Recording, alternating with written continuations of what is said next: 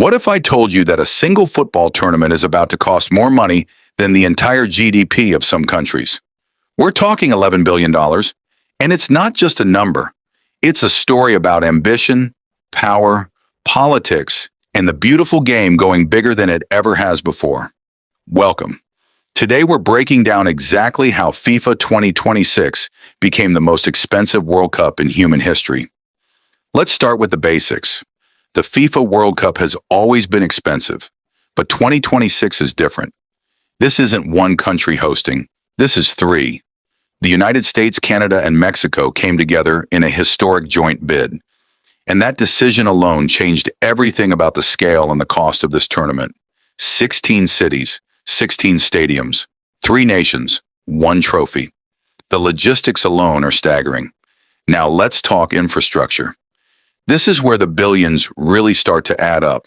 The United States is spending an estimated $6 billion just on stadium upgrades, transport links, and host city preparations.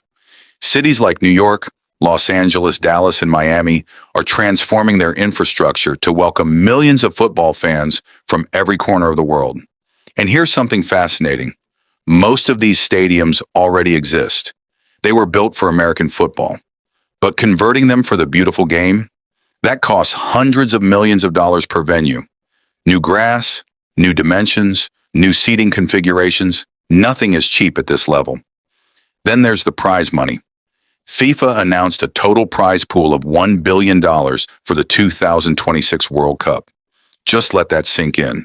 $1 billion distributed among 48 national teams. The winning nation alone is expected to take home around $250 million. For context, that's more than most football clubs spend in an entire season. This is football's version of the gold rush. But wait, how does FIFA actually make this money back? The answer is broadcasting rights. Television networks and streaming platforms around the world pay extraordinary amounts just for the right to show these matches. FIFA is projected to earn over $7 billion from broadcasting deals alone for the 2026 cycle.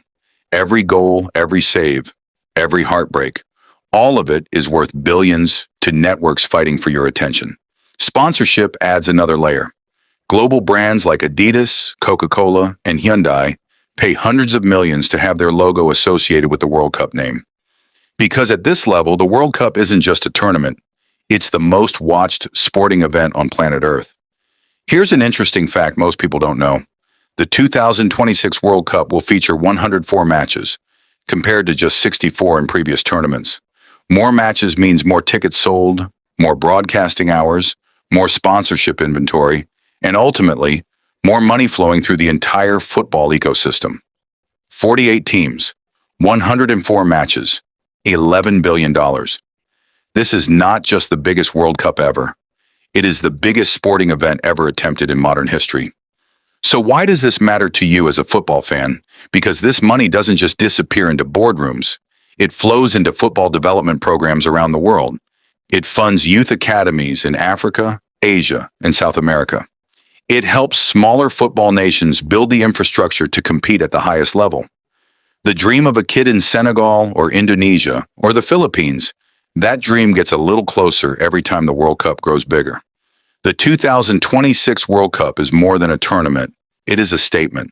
Football is the universal language. And in 2026, the world will speak it louder than ever before. If you found this video educational, hit that like button and subscribe, because we are just getting started with our World Cup 2026 coverage. Drop a comment below. Which country do you think will lift that trophy in New York? See you in the next one.